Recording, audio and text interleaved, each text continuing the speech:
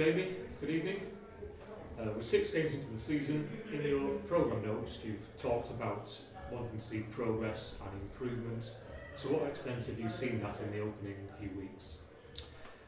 I certainly think since the beginning of the season, since the first couple of weeks, I think the boys have learned that they have to adapt in terms of how they play. I think when you look at our pre-season programme and you look at sort of the friendly games that we had, there were games where we could pass the ball a lot, the tempo was a bit slower, wasn't as competitive. I think they've quickly learned that, you know, this Southern League is that. You've got to be able to compete and you've got to earn the right before you're able to play your football. So we conceded 5 goals twice, yet kept 2 clean sheets and got to half-time at 0-0 twice as well. How do you explain that inconsistency?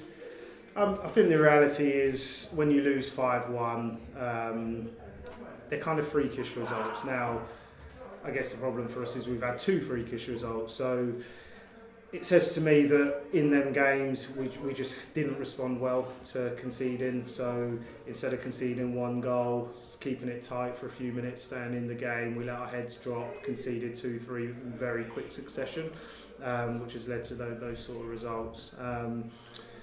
I think the work then after those games has been on being harder to beat and learning from the mistakes that we've made, and we've done that because, as you talked about, we've bounced back pretty well after those defeats and kept clean sheets or been a bit tighter in our play. Okay, so that first win doesn't seem very far away. Well, we conceded a very late equaliser at Bidford on Saturday, which I suppose is all part of the learning experience. What did you say to the players after that game? Mixed emotions. I think the reality is, you know, we went down there after losing 5-1 at home on the Tuesday night, so we were all very disappointed with that. We came into training Thursday, worked really hard on being harder to beat, staying in the games and just competing, because actually when you looked at a 5-1 loss, I think the most disappointing thing about that wasn't just conceding 5 goals, but it was the way we let our heads drop.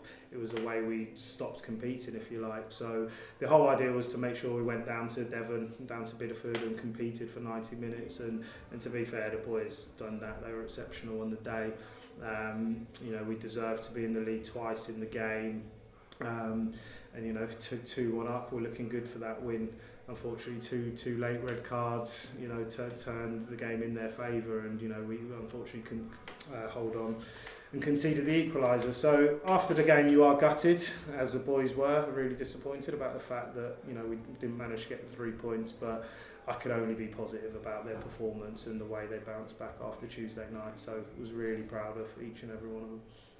Okay, we've now had 2 long trips to Devon in the short few weeks of the season so far. Not great from an expenditure perspective of the club, but how have you found that from a management perspective? Yeah, it's fine. The first one came pretty early on, so we took the decision not to take a coach down to Willand. So we travelled down there, the boys carpooled, and so we took 5-6 cars down there. The Bidford trip, we took the coach, which was great. An away trip in football when you're on a coach is always a good one. You know, you get the boys together, there's a bit of camaraderie on there. You know, you can socialise together, build a bit of team bonding, and it's a long day. You know, you leave the ground at 9:30, you're back at 10. You know, you have to make sure that you have a bit of fun and a bit of togetherness. So no, it was a great trip down there, and as I say, the result was satisfactory, so that made the trip even better. Yeah, and somebody bought some donuts for the squad on the way back. Yeah, it's a weird one. We stopped at a service station on the way back. We just sat in the KFC there. The boys were getting a bit of food on the way back, and this lovely couple came over with 2 boxes of Krispy Kremes, and yeah, you can imagine the boys were all over that. You moved to strengthen the squad with the signing of Andy Gunn a couple of weeks ago.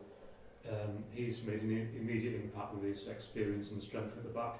Are there any more plans to add to the squad?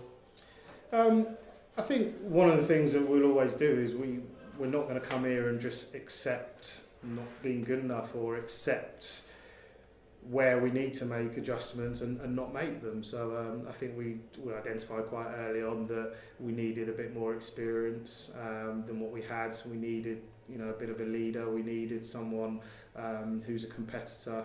Andy Gunn's got all that qualities, which is why we brought him into the squad. So we brought him into the squad to make us better. That work doesn't stop, so we will never stop trying to be better. So if that means we identify something that will make this group better, then we'll look at it. At the moment, there's no immediate plans to bring in anybody, but as I say, we're always open to making things better. On Saturday, it's the FA Trophy. John Mills will return to the Stacker Truck Stadium with North Leigh. Will Andy Gunn be fit enough to play his old team, and how do you see the tie going? I think John Mills, he was here towards the end of last season, made a few appearances, so I think a few of the fans will be glad to see him back. We know he's a good striker, so he'll be a dangerous threat. In terms of Andy Gunn against his old team, as you all well know, Andy's been out now for a couple of weeks. He turned his ankle over at Cirencester, so he was in today for a bit of treatment on that. He hasn't trained today. So he'll come back in on Thursday. We'll assess it and make a decision from there. So unfortunately, it's a bit early to say. We're hoping he'll be fit. I'm sure he's desperate to play against his old side, but obviously we've got to do what's right for Andy and what's right for the team. So we won't rush it. So we'll see how he is Thursday. Okay, great. That's all. Thanks for the time and good luck on Saturday. Cheers. Thanks, Andy. Thanks.